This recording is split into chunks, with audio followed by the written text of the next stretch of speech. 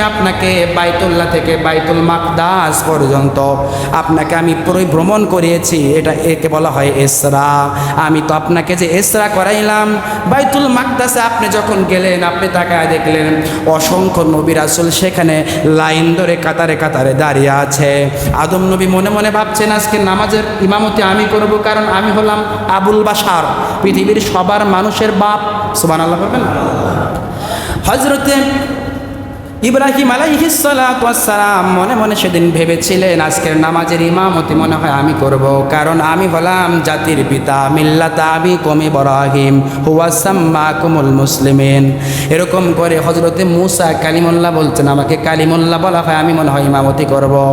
হযরতে ঈসা মনে মনে ভাবছেন আমি ইমামতি করব, আল্লাহ আমাকে চতুর্থ আসমানে নিয়েছিলেন। কিন্তু আমার আল্লাহ রাব্বুল আলামিন তার প্রিয় হাবিব রহমাতাল লিল আলামিনকে ডেকে ডেকে বলেন, নবী হে, আপনাকে আমি আল্লাহ রাব্বুল আলামিন দুনিয়ার জমিনে সাইয়্যেদ করে প্রেরণ করেছি। শুধুমাত্র সাধারণ মানুষের আপনি সাইয়্যেদ নন, আমি আল্লাহ রাব্বুল আলামিন আপনাকে এমন সাইয়্যেদ করে দুনিয়ার জমিনে প্রেরণ করেছি রে ও আমার হাবিব, আপনি হলেন সমস্ত নবী রাসূলের মাথার মুকুট, মাথার তাজ। যান যান ইমামতির মুসল্লায় আপনি চলে যান। জিবরিলকে আল্লাহ পাক আদেশ করলেন, জিবরিল আমার দয়ার নবীর পবিত্র হাত মোবারক ধরে মুসাল্লায় দাঁড় করিয়ে দিয়ে বললেন আপনি ইমামতি করবেন, আপনি হলেন সাইয়্যিদুল আনবিয়া। সুবহানাল্লাহ বলেন। আমার আল্লাহ রাব্বুল আলামিন নবীকে সাইয়্যিদুল আনবিয়া করলেন। 2 নম্বর আল্লাহ বললেন সাইয়্যিদুল বাশার, মানুষের নেতা করলেন আল্লাহ। সুবহানাল্লাহ পড়বেন না? দুনিয়ার জমিনের সব মানুষের নেতা আমার আপনার নবী, বিশ্ব নবী মুস্তাফা। সুবহানাল্লাহ জোরে বলেন। ভাইরা আমার, আপনারা জানেন নবীর পিছনে নামাজ পড়তো। আপনি জানেন এমন একজন নেতা নবীর পিছনে নামাজ পড়তো। একজন নেতা আছে যাকে আপনারা এক নামে চিনেন, পৃথিবীর সবচেয়ে বড় মুনাফিক। বলেন নাম কি? আব্দুল্লাহ ইবনে উবাই ইবনে সালুল। নাম শুনছেন না আপনারা? তিনি নবীকে সব দিক দিয়ে সাইয়্যিদ মানতেন, তিনি নবীকে নেতা মানতেন তার জীবনের সব আপাদ মস্তক দ্বারা। কারণ আল্লাহ কোরআনে বলেছেন তোমাদের জন্য উসওয়াতুন হাসানা করে প্রেরণ করলাম। সুবহানাল্লাহ বলবেন না? তোমাদের জন্য উসওয়াতুন হাসানা, তোমাদের হাবিব তোমাদের চলন বলন, ব্যক্তি জীবনে, পারিবারিক জীবনে, রাষ্ট্র জীবনে, সাংসারিক জীবনে, সমাজ জীবনে, রাজনৈতিক জীবনে যা কিছু আছে না কেন, প্রত্যেক জীবনে তোমাদের জন্য একজন সাইয়্যিদ। আপনারা বলেন তার নাম হলো আমার নবী, আপনার নবী রহমাতাল লিল আলামিন। সুবহানাল্লাহ বলেন। ভাইরা আমার নবীকে নেতা মানতে হবে আমাদের সবার জন্য। তিনি আদর্শ। আপনি কেমনে ঘুমাবেন নবী শিক্ষা দিয়েছেন, কেমনে আপনি খাবার খাবেন নবীর শিক্ষা আছে না নাই? কেমনে আপনি রাষ্ট্র পরিচালনা করবেন আমার দয়ার নবী সেই শিক্ষা দিছেন কি দেন নাই?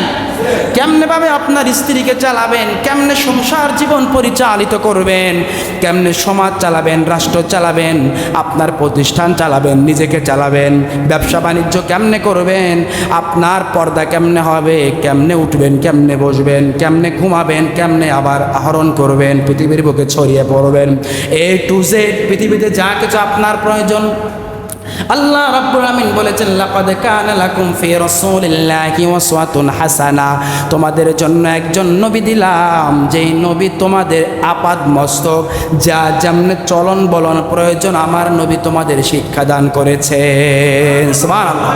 ভাইরা আমার দয়ার নবী যে শিক্ষা দিলেন ওই নবীকে সব মানত আব্দুল্লাহ ইবনে উবাই ইবনে সালুল, কিন্তু শুধুমাত্র তার রাজনৈতিক জীবনটা কেমনে সমাজ পরিচালিত হবে আব্দুল্লাহ ইবনে উবাই ইবনে সালুল মানত না। সব কিছু মানত, কিন্তু আল্লাহ রাসূল যেমনে বলতেন তোমরা এভাবে সমাজ পরিচালনা করো, আব্দুল্লাহ ইবনে উবাই ইবনে সালুল মানে নাই। এই একটা আদর্শ না মানার কারণে আব্দুল্লাহ ইবনে উবাই ইবনে সালুল যখন ইন্তেকাল করলো, তার সন্তান আব্দুল্লাহ নবীজির দরবারে চলে আসলেন, ডাক দিয়ে বললেন ইয়া রাসূলুল্লাহ, আমার বাবা ইন্তেকাল করেছে, আপনি আপনার একটা জুব্বা মোবারক দেন যার দ্বারা আমি আমার বাবার কাফনের কাফন পান করব। আপনি চলেন না আমার আমার বাবাকে নিজের হাতে গোসল দিবেন, আমার বাবার জানাজা নামাজ পড়বেন আপনি। যখন আমার দয়ার নবী তো রহমাতাল লিল আলামিন, তার দয়ার কোনো শেষ নাই। নবীজি আমার যখন আব্দুল্লাহ ইবনে উবাই ইবনে সালুলকে গোসলের জন্য যান, হযরত ওমর রাদিয়াল্লাহু তাআলা আনহু পিছন দিক দিয়ে জামাটা টেনে ধরলেন, ডাক দিয়ে বললেন, না ইয়া রাসূলুল্লাহ, ইয়া হাবিবাল্লাহ, আপনি আব্দুল্লাহ ইবনে উবাই ইবনে সালুলের পিছনে যাবেন না। আপনার পিছনে সে নামাজ পড়তো কিন্তু নেফাকি করতো, মুনাফিকি করতো, আপনাকে নেতা হিসেবে মানতো না। অনেক কষ্ট দিয়েছে আপনাকে, অনেক দুঃখ দিয়েছে, অনেক বেদনা দিয়েছে।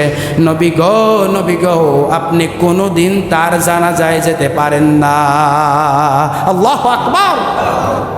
নবীজি আমার উমরের কথা মানলেন না, চলে গেলেন। চলে যাওয়ার পর যখন জানাজা শেষ হলো, গোসল শেষ হলো, দাফন শেষ হলো, ইমামতি করলেন তিনি, দোয়া করলেন।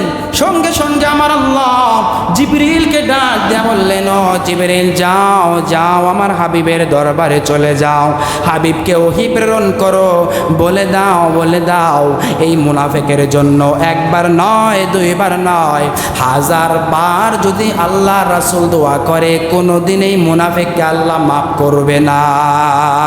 আল্লাহু আকবার। আল্লাহ ওহী প্রেরণ করলেন, ইন তাস্তাগফির লাহুম আও লা তাস্তাগফির লাহুম ওয়া ইন তাস্তাগফির লাহুম 70 মাররা ফালাই ইয়াগফিরাল্লাহু লাহুম। আল্লাহর হাবিবকে জিবরাইল এসে ডাক দেয়া বলেন, ইয়া রাসূলুল্লাহ, ইয়া হাবিবাল্লাহ, নবী গো, আপনি যদি এই আব্দুল্লাহ ইবনে উবাই ইবনে সালুলকে একবার নয়, দুইবার নয়, বারবার যদি আপনি দোয়া করেন, তবু ফালাইয়া গফিরাল্লাহ, আল্লাহ পাক তাকে মাফ করবে না। আল্লাহর রাসূল বলেন, আমি একবার নয়, দুইবার নয়, আমি 70 বার দোয়া করব। সুবহানাল্লাহ।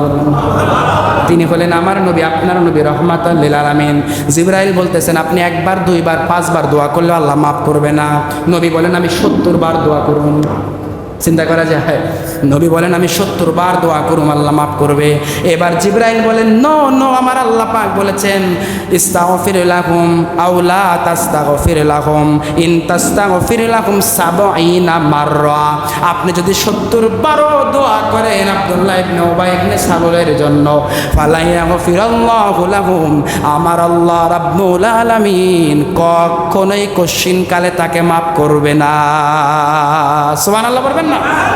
এজন্য মুনাফিক যারা, এরা ভয়ঙ্কর হয়। এজন্য আল্লাহ পাক মুনাফিক সম্পর্কে বলেছেন, ইন্নাল মুনাফিকিনা ফিদ দারকিল আসফালি মিনান নার।